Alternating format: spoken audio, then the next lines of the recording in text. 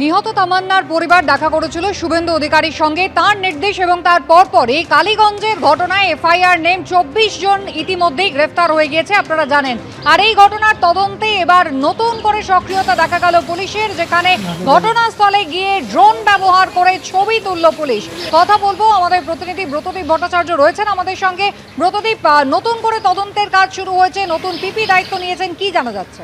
দেখো, তামান্না খুনের ঘটনার যে তদন্ত, সেই তদন্ত আরো জোরদার কদমে পুলিশ কিন্তু শুরু করেছে। আজকে এলাকায় অর্থাৎ কালীগঞ্জে যেখানে ঘটনাস্থল তামান্নার বাড়ি, ঠিক সেইখানে ড্রোন ওড়াচ্ছে পুলিশ এবং ড্রোন উড়িয়ে গোটা এলাকার ছবি তোলা হচ্ছে। কোন রাস্তা দিয়ে সেই তামান্নার বাড়িতে যাওয়া হয়েছে, কোন রাস্তা দিয়ে মিছিল এসেছিল, যাবতীয় যা যা তথ্য রয়েছে সেই তথ্যগুলো অনুযায়ী কিন্তু ড্রোন উড়িয়ে পুলিশ আজকে গোটা এলাকার ছবি তুলছে। মূলত যেটা জানা যাচ্ছে যে ওই এলাকার ম্যাপিং করার জন্যই এই প্রক্রিয়া। তুমি জানো, সম্প্রতি তামান্নার মা মুখ্যমন্ত্রী শুভেন্দু অধিকারীর সঙ্গে দেখা করেন এবং মেয়ের এই খুনের সুবিচার চান এবং মুখ্যমন্ত্রী প্রতিশ্রুতি দেন, এবং তারপর তার নির্দেশ অনুসারেই কিন্তু পরবর্তীতে যারা যারা বাকি ছিল গ্রেফতার হওয়ার এফআইআর নেন, তারা প্রত্যেকেই গ্রেফতার হয়েছেন। কিন্তু তারা তো গ্রেফতার হলেন, কিন্তু তাদেরকে দোষী সাব্যস্ত করতে হলে আদালতে কিন্তু তথ্য প্রমাণ রাখতে হবে। এবং তামান্নার মার অনুরোধেই কিন্তু বিশেষ সরকারি আইনজীবী বিভাস চট্টোপাধ্যায়কে নিয়োগ করা হয় মুখ্যমন্ত্রীর নির্দেশে, এবং সেই বিভাস চট্টোপাধ্যায় ঘটনাস্থলে গিয়ে পুলিশের সঙ্গে কথা বলেন এবং তারপরে তিনি পুলিশকে নির্দেশ দেন যে এই গোটা এলাকার ড্রোন দিয়ে গোটা এলাকার ছবি তোলার জন্য।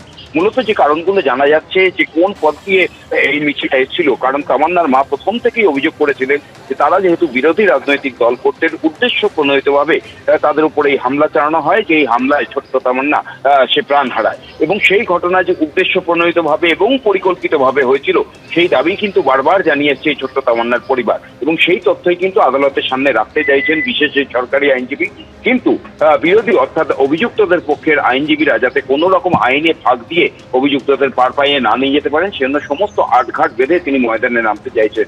আমরা এর আগেও দেখেছি কামদুনি সহ একাধিক কাণ্ডে যারা অভিযুক্ত ছিল কিংবা যারা পরবর্তীতে দোষী সাব্যস্ত হয়েছিল, তারা কিন্তু তথ্য প্রমাণের অভাবে পরবর্তীতে তাদের সাজা লঘু হয়ে যায়, মুকুব হয়ে যায়। সেই ঘটনার যাতে পুনরাবৃত্তি না হয়, তামান্নার খুনের ঘটনায় যারা যারা অভিযুক্ত রয়েছে প্রত্যেকে যা যা দোষ করেছিল সেই দোষে দোষী সাব্যস্ত হয়, তাদের যাতে দোষী সাব্যস্ত করা যায়, নির্দিষ্ট সমস্ত তথ্য প্রমাণ যাতে আদালতের সামনে রাখা যায়, কোনো রকম আইনের ফাঁক দিয়ে এই অভিযুক্তরা যাতে বেরিয়ে না যেতে পারে, সেইগুলো নিশ্চিত করতেই কিন্তু বিশেষ সরকারি আইনজীবী সমস্ত পদক্ষেপ করছেন। প্রাথমিকভাবে এখন যে কাজটা তিনি শুরু করেছেন, পুলিশকে বলেছেন গোটা এলাকার ড্রোন দিয়ে ছবি করাতে এবং সেই ছবি তোলা হচ্ছে, এটাই নির্দিষ্ট করার চেষ্টা যে যে মিছিল এসে তামান্নার বাড়িতে হামলা চালিয়েছিল তারা চাইলে অন্য পথ দিয়ে যেতে পারতো, কিন্তু উদ্দেশ্য প্রণোদিতভাবে পরিকল্পিতভাবে তারা ওই রাস্তা দিয়ে আসে এবং সেখানে এসে হামলা চালায়, যার কারণে তামান্নার মৃত্যু হয়।